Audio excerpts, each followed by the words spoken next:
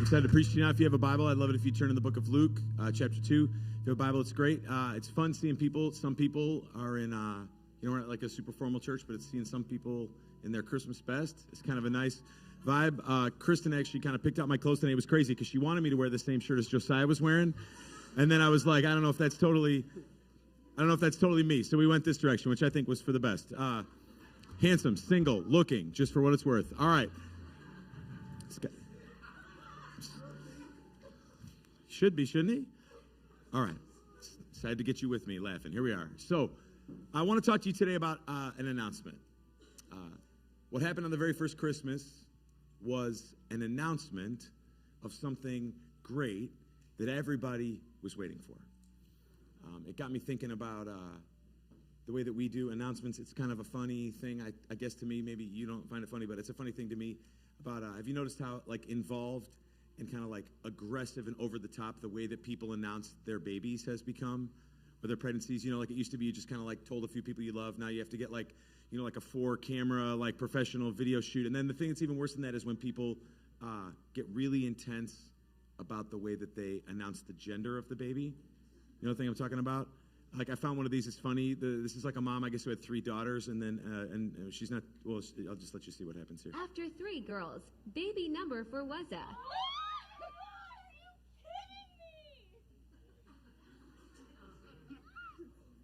You see how awkward he's feeling because she's clearly not happy. Yeah, you can take it off. See, so it's she was all excited, and then she found out that it was going to be a 4th girl. And now that kid is somewhere and is going to see that video on the internet for the rest of its life. But that's not the worst. I was reading about, did you see this one in Green Valley, Arizona? Somebody set off an explosion to announce that it was a boy. And it created the massive sawmill fire that burned 47,000 acres of the Coronado National Forest. Did you see that one? But then there was even a worse one that I found out. There was a lady named Pamela Krymeyer was killed in Knoxville, Tennessee, after a homemade gender reveal contraption ended up being described by authorities as a homemade pipe bomb. So if you kill one of the grandparents in announcing the baby, not a very good announcement. See, now you're not even sure what to feel. You see, I just took you into a confusing place. I know. We're talking about announcements. This is what's happening in Luke chapter 2. If you're looking with me at the Bible, which I would love it if you did, this is Luke chapter 2 and verse 8. It says this. It says that in the same region, there were shepherds out in the field keeping watch over their flock by night. We're here in Palatine. I know we have people that come from some different places. I don't think we have any any farmers. For sure we don't have any shepherds. But this is just the Bible telling us the story about how Jesus got announced. How did people find out that there was this guy, Jesus, coming to earth? And it was, they showed up, and there was these shepherds. The reason why the Bible is using shepherds is to tell us that normal people were involved in the Jesus story. And it's telling us a few things here. The fact that they were shepherding at night seems to indicate that this was a warmer season, not winter. There's a whole thing that you can go into if you're interested in stuff like this. You can listen. If you're not interested, you could tune out for 30 seconds and then come back. This is how they decided many generations ago, why do we celebrate Christmas on December 25th? Why do we celebrate Christmas on December 25th? The calculation for Christmas went like this. According to tradition, Jesus was crucified on the 25th of March in AD 30. That was according to tradition. It was believed in the early church that Jesus was crucified on the same day on the calendar when he was announced to Mary that she was pregnant. I don't know where they got that idea, but that was tradition. And so they counted forward, I guess, 9 months from that date. From March 25th, they counted forward 9 months, and that's how they got to. There's 8 people interested, and everybody else is zoning out. Totally fine. Totally fine. The point is, they were just normal guys. You shouldn't think that the fact that it was shepherds romanticize it. Shepherds were considered dishonest and unclean often in the first century. They were working off the grid, out far away. They were a little sketchy, maybe biker gang kind of vibes, maybe. Not trying to be critical to anyone who may or may not be of that spirit here in the church today. But somehow, those people were some of the first recipients of the good news. See, I want to just tell you like 4 little things. We're going to be done in a few minutes, and you're going to get on with the rest of your Christmas. The first one is this. The announcement of who Jesus is, it finds me in the mundane of life. It's common to hear in our culture of people who are trying to find something, right? People go looking for something by staring at a beach. They go for a long weekend in Las Vegas. They take a pilgrimage somewhere trying to find myself, trying to find the answers, trying to figure out what I'm looking for. But interestingly, we see a pattern in the Bible that God tends to find people when they're in the middle of doing the stuff they're normally doing, not when people are out trying really hard to sort of clear their mind and find him. This is true just in the Bible. Quick list. Elisha plowing a field, the Samaritan woman getting water, Jacob sleeping, Peter and Andrew fishing. God tends to find people when they're in the middle of your mundane life. You may feel like the phase of life that you are in is not filled with very much interesting and is filled with a ton of the same thing over and over. You may be a kid. There's lots of kids in the service today. Hello, hello, hello. Check back in. Hello, hello. Hope the cookies are tasting good. Hello. Thank you for waving. Yes, hello. I see you there. Being a kid is filled with a lot of mundane. To school, home, trying to play, have more screen time than my parents have told me I should. Go to bed. A lot of us have jobs that are filled with mundane. I wake up and I go to the same place and I do the same thing. Christmas time, even though it's filled with lots of stuff, can be filled with the mundane. I have fallen asleep more than one night this week to the sound of my sweet wife trying to get those presents all wrapped before Christmas. Yeah, I don't know. I was going to sleep. Feel like that? Feel about me and that what you want. I know, big shocker, the woman doing all the work. I know, can you imagine? Oh my gosh. It's not like that in anybody else's family, I'm sure. But we get stuck a lot of times in the mundane. Whatever mundane you're feeling like you're in this Christmas, I invite you to open your eyes and open your hands to notice that God wants to meet you with the great announcement of who Jesus is right where you are. The next verse in this little story that we're looking at says, "And an angel of the Lord appeared to them, and the glory of the Lord shone around them, and they were filled with great fear." Anytime we see the Bible described, we kind of like have maybe our minds on angels is like maybe that Touched by an Angel show that was popular when a lot of people in the room were kids. Maybe you watched that. It was sort of these like home, like sort of kind of like sweet, hopeful, vaguely British people who go around doing good deeds. You may think of angels as bored people sitting on clouds playing harps. In the Bible, when the angels show up to announce something that God once said, the response is always the same. When people see the sight and the sound and feel the heat and the glory, that is the essence, the power of God right near them, it always says that they're filled, their first instinct is to feel fear. So like glory is what announces the significance of a person, and it's hard for us to understand this. Like you see a picture of like, I guess he used to be Prince Charles, now he's King Charles, and he's wearing like all the crown and everything. You just kind of are like, I don't know, it sort of looks like a dork to me. Like it's not really very impressive to us anymore. Anybody? Yeah, thank you. Yeah, I mean, whatever. But it's supposed to announce something impressive has arrived. There's this guy that I know who has a Super Bowl ring, and anytime he's in a conversation, you kind of see him going like this, as a way of announcing to the people that are watching, I've done some impressive things that you haven't done. That's glory, and glory fills, that's what the announcement does. This announcement that I'm talking about of who Jesus is, it creates a sense of fear when I first understand it. The idea that the God who created the universe is paying attention to me at all brings to most people this sense of, I don't know. It brings to us this sense of, did you ever have a teacher in school who like to give the unannounced examination? Remember that one? What do we call it? Pop quiz. And what goes like right there? Not a fan of those teachers, sidebar. Because the pop quiz, what's scary about it is it's unannounced. Do you know that feeling when you're driving in your car and all of a sudden you become aware that there's a siren somewhere? And in that second or two between knowing there's a siren and knowing whether the siren's coming after you, I'm very familiar with this feeling. It is the feeling of fear.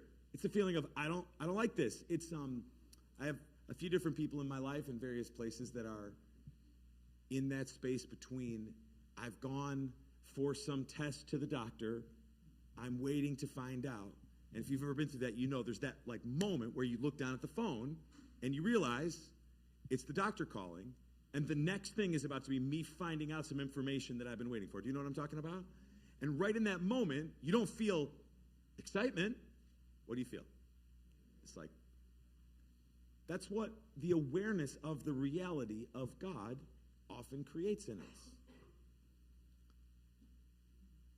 It says in the next verse that the angel says to them, so there's an angel, and now he's talking to these shepherds. He says, fear not. Why? For behold, I'm bringing you good news of great joy that will be for all the people. The reason why the pop quiz, the call from the doctor, the sirens behind you doesn't fill you with joy, it fills you with fear, is you're anticipating that you're not going to like what you're about to find out.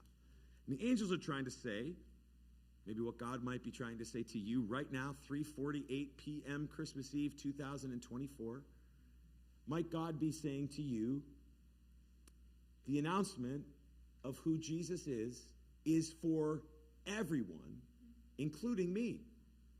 This is not just an announcement for other people in other places at other times. This announcement of who Jesus is for me.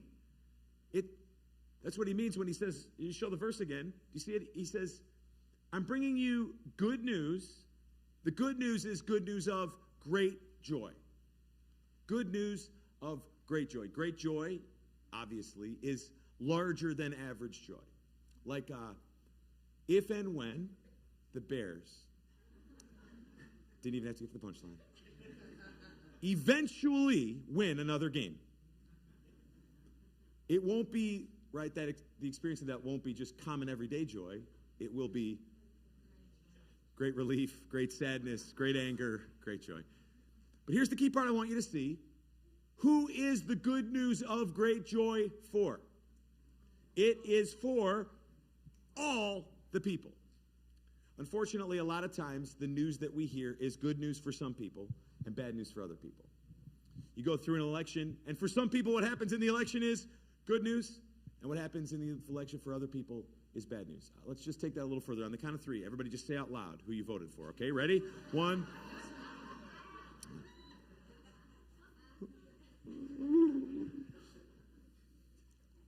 But that, you get it. It's good news for some people, bad news for other people. I was at this basketball game last Friday, and it was so exciting and so intense. And there were all these people in the crowd, and everybody's yelling, and it's this.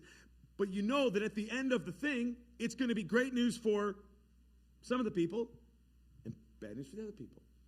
The incredible thing about the announcement of who Jesus Christ is it is intended when it comes from heaven as good news for all the people, for everyone.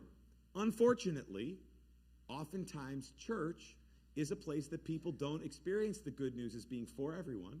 They experience it as being good news for everyone who is like me. Right? Let me give you a way of explaining this or understanding it. I was learning a little bit this week about, you may not know anything about this, but one of the ways in the 1700s, as America was being built and established, one of the ways that they built churches, back then people didn't sit in chairs, people sat in what? People sat in pews, and the way that they would get a church built is they would get a family to pay to build a pew, and then that was their pew to sit in, and then if you didn't have enough money to have a pew built for you, you could like stand in the lobby and drink the coffee, I guess, or whatever. So I actually found a picture of this. We might have it, of this church. This is a church. Okay, so that's Betsy Ross, who, like, I don't know, maybe made the American flag. Depends on who you ask. This is a church called Christ Church in Philadelphia, and this is the pew that her and her husband paid to build for themselves. Okay. Can you see how that system of having church and gathering makes who Jesus is good news for some of the people? It's good news for all the people who can afford to build their own chair. Just imagine how bad that would go if we said, great, we're going to have a church, it's open, you got to bring your own chair. We do this all the time. You can take that down. For some people, they want a way that they make church seem like it's good news for some of the people is they want a church that's all people. It's good news for people who vote like me, but not good news for people who don't vote like me. It's good news for people who make as much money as me, but not people who don't. It's good news for people who work a normal schedule or they have a background that's okay with me. I just heard a story this week about a grade school age girl who was going to a Christian school, and there was a text thread with a bunch of the moms where one of the moms was saying, I actually saw it, where a mom said, I don't want my daughter hanging out with her. Her parents are divorced. I'm not sure I want her around people like that. Yeah, I know, right? It's always a good moment, right? We're judging someone. We don't know who they are. They're not here, but man, they're bad. But that's the way some people operate. Okay, all these things. The incredible truth, even no matter how many times in different generations the church has got in its own way, the incredible truth of this announcement about who Jesus is it is good news for all the people. It doesn't matter where you were born, what your background was, what was messed up about your family back then, what's messed up about your family now. It doesn't matter how much you wish you weren't in this room right now and you are counting the minutes. Hey, man, she told me to be done at 4. That's 7 more minutes. I don't know. Am I going to get out of here on time? It doesn't matter how much you wish you couldn't hear me right now. The story of Jesus is good news for all the people. It's good news for everybody. So he says, all right, that was good. One person half clapping. All right, so much worse than if no one was. The story continues. He says, for unto you is born this day. This is the end. Here's the announcement. Here's what it is. For you is born this day in the city of David. Why does it matter that it's the city of David? Because the people in Israel had been taught that when the awaited Messiah would come, it would come in Bethlehem, the city of David. He says it's a Savior, a person who can save you, and his name is Christ the Lord. And here's the sign for you. So here's how you're going to know. The way that you're going to know that this baby is born is a Savior for you is you're going to find a baby wrapped in a whole bunch of swaddling cloth, and you're going to find this baby lying in a manger. Isn't it amazing how there's things that even if people have never been in church before, everybody knows that the baby was supposed to be in a manger? Swaddling clothes. You can imagine? Okay, so this is the last thing. The announcement requires faith. If you're hoping that the information can be lined up in such a way that it will make perfect sense to you, and then everything will just sort of fall into place, that's not the way that the announcement about Jesus is. It's not the way that it was made, and it's not what's true about it now. There's the part that is all of the truth that makes sense, and then there's the part that I have to choose to believe in it a little bit. And this is true. We think it's not, but this is true with pretty much everything, right? You can meet somebody. I'm seeing my friend right over here in the corner. My friend Brian chose to sit in the seats where everybody can see him, which really fits his personality. And he's the last one. We've been showing these stories of people. Come here, Brian. I guess you're in the sermon now. Come on.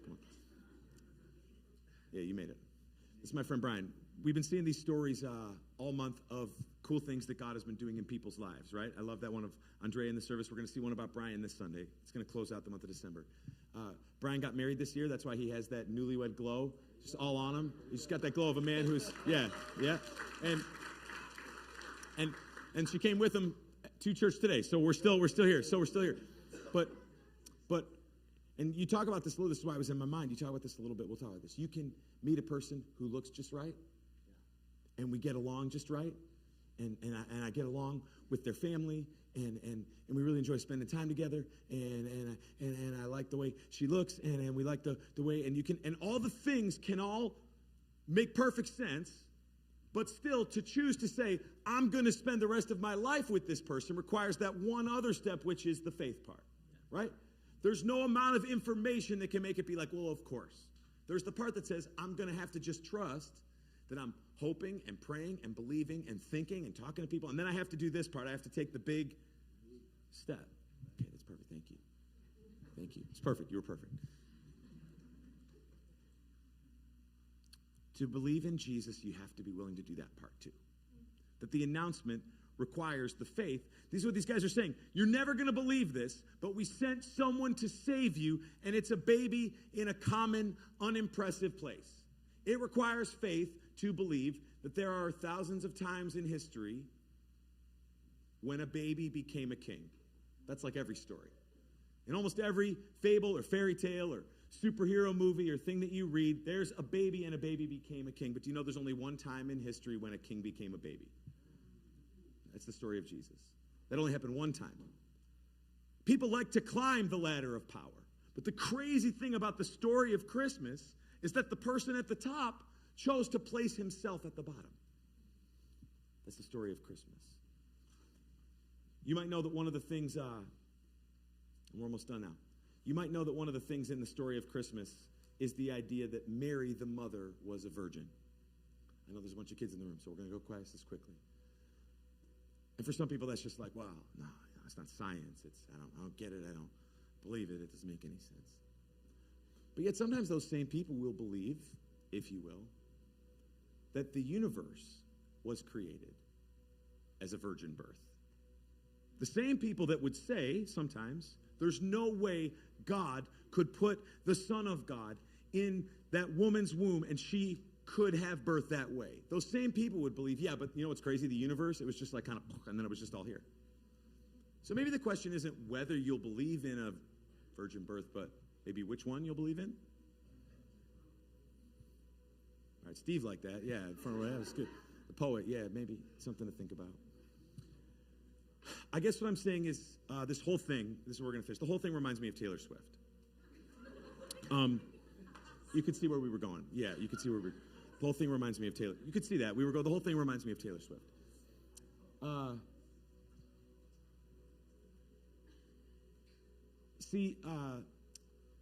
Taylor Swift, what's like working is you can be like, she's like more important to me than my family or friends, and she's like the top of my life. That's some people. And you can be like, you know, I spent like 3 months' salary to go to the concert, and that picture that I posted is my most sacred memory in my whole life. And you can be, I liked a few of her songs, but like at a certain point, I mean, how many times are you going to pick the wrong man and then expect us to buy, like, listening to you sing about it for some people? And then some people are like, I don't know, it just like got my wife into watching football, so like it's fine because like she'll watch the game if like she's in the stand, so that's fine. And you can participate in the Taylor Swift universe, and it's a universe. You can participate in it like at an all the way in level and all the way down to like if he doesn't get that picture off the screen and replace it with a picture of Beyonce, I'm walking out of this church and never coming back again. You can go anywhere in that energy and it works. And a lot of people think, picture down, a lot of people think that you can do the same thing with this announcement about Jesus.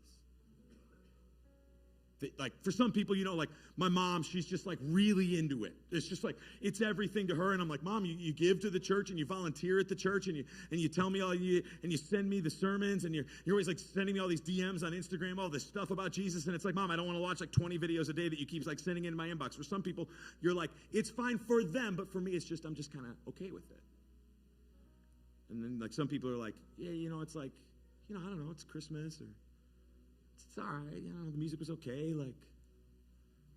And some people think you can kind of have like this scale of involvement or belief. People are like, you know what, Jesus, he's a good teacher. Sure, he's a good teacher. I like some of his ideas. Or some people might think, you know, I like Jesus he's a moral example to me.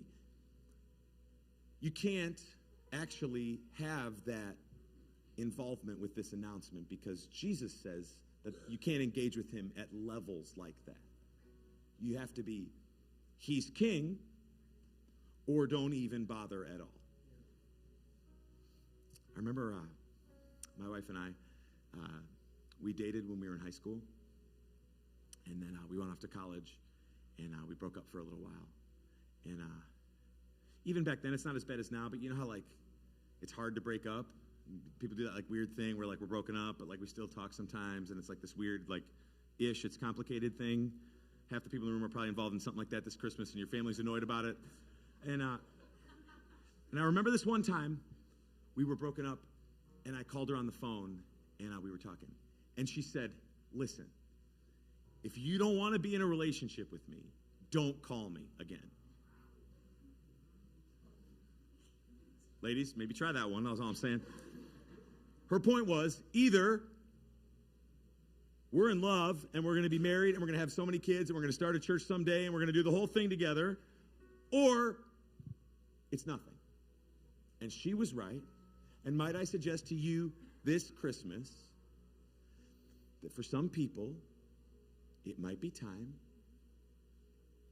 to jump off of the I'm sort of ish about Jesus spot and choose to believe in this announcement that he came as the Savior of the world for you. It's a seed I want to plant, and it's something I want to pray. Would you just bow with me and we'll pray for just a second? So we're not going to spend a long time here, and we're not going to try to make a whole thing out of it.